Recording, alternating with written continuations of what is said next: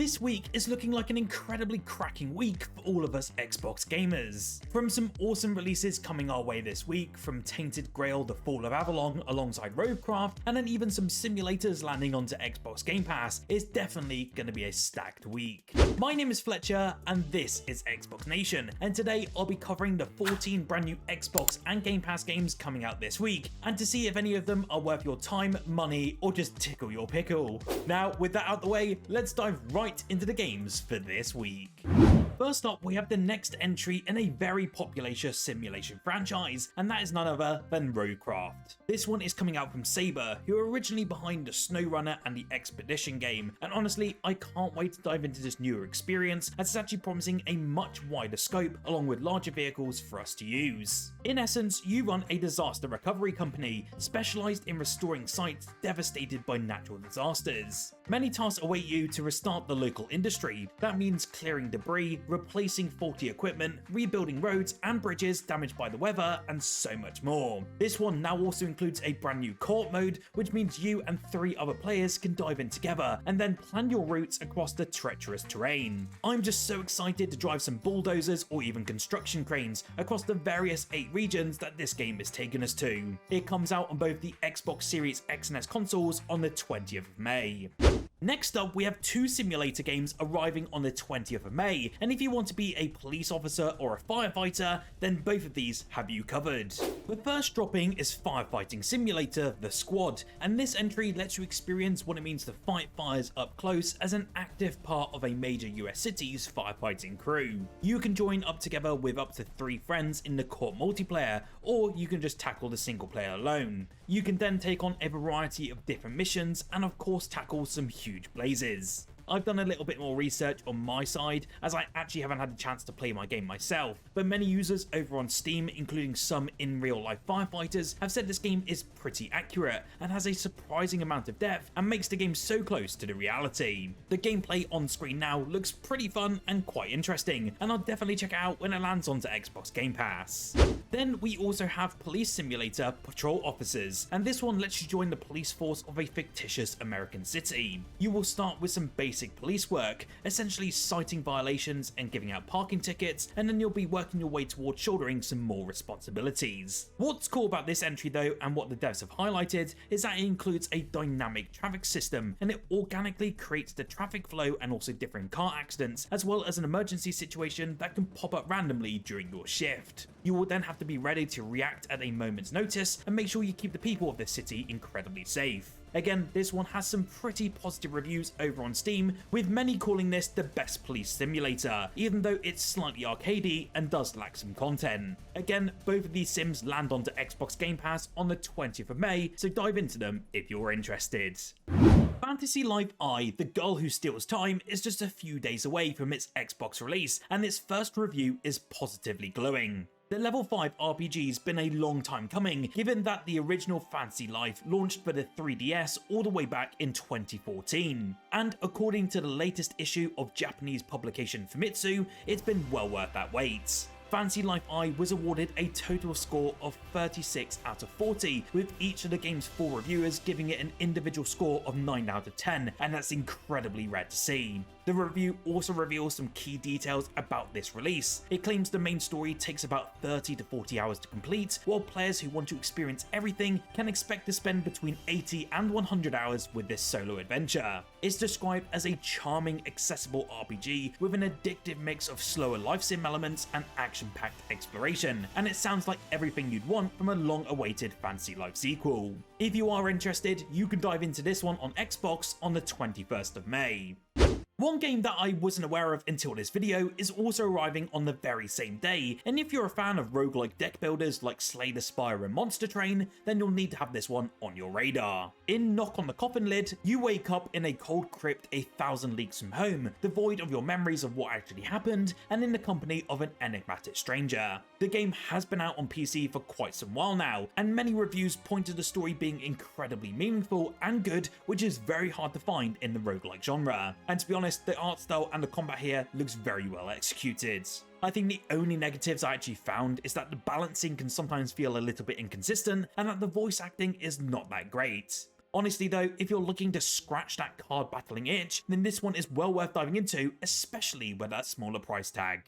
From the studio behind Metroid Dread, Blades of Fire looks like an intense action-adventure game, and it looks to infuse fast-paced combat with deep strategy and some pretty cool cinematic storytelling. I'll give you a very brief overview about this one, and doing some research on this video, you basically take control of a man called Arendelira. He's a more hardened warrior on a mission to overthrow a tyrannical queen, and she has the ability to turn metal into stone. This basically means that traditional weapons in other games like you know are utterly useless, and you actually must rely on forged custom weaponry in this experience. The devs have promised as well over 50 different enemy types, a brutal dismemberment system, and a companion sorcerer that will provide you with magical support. It looks as though every battle does require your precise attacks and also strategic movement. It's finally coming to Xbox this week on the 22nd of May and is already drawing some great comparisons to the likes of God of War, but with its own signature combat mechanics and weapon crafting depth. I honestly can't wait to see how this one plans out, as they're calling it one of the most anticipated action games of this year, but we don't have to wait much longer to see the reviews coming in.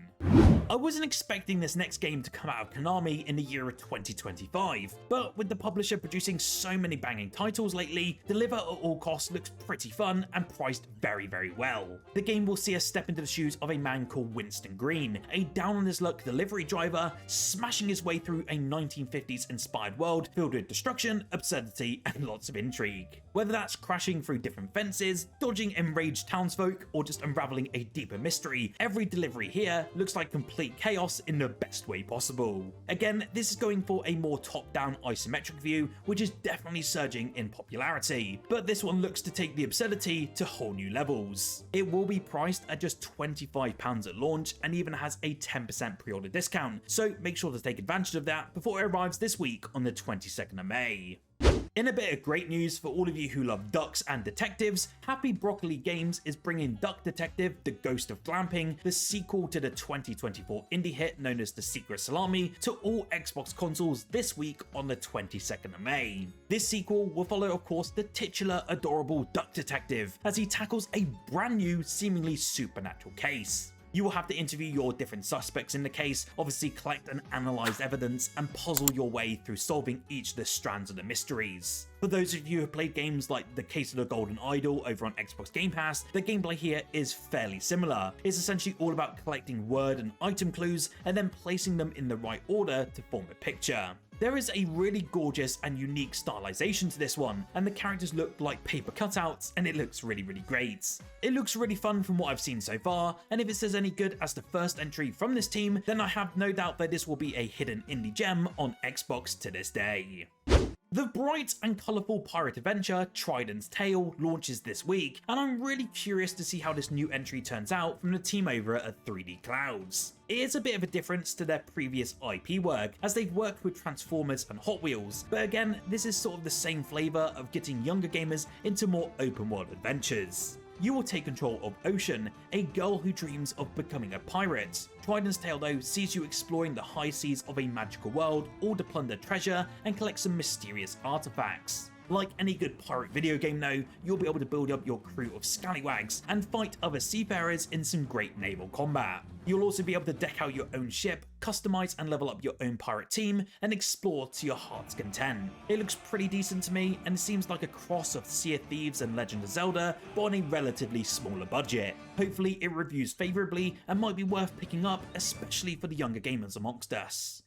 One game that I have been keeping my eye on during its early access stage has been Lynked: Banner of the Spark. This is actually a post-apocalyptic yet surprisingly charming action RPG where you'll be fighting, building and uncovering the past of this duly organic and mechanical world. To put it in a very simplistic way, it's essentially Hades meets Animal Crossing, and yes, I was never expecting to mention those games in the same sentence. This game though is a truly unique blend of town building and roguelike combat. You'll be building a town from the ground up, populating it with lively robot villagers, while diving into fast-paced, ever-changing battles. With a wide variety of different weapons and abilities for you to choose from, the combat here looks to stay fresh and very engaging. It also has a co-op mode, which devs have brought into it not too long ago, and it seems to have been very well received by the community, as the bots can help you with anything like reviving you, dealing more damage, and so much more. If you are interested, then this one lands onto the Xbox Series X and S consoles on the 22nd of May.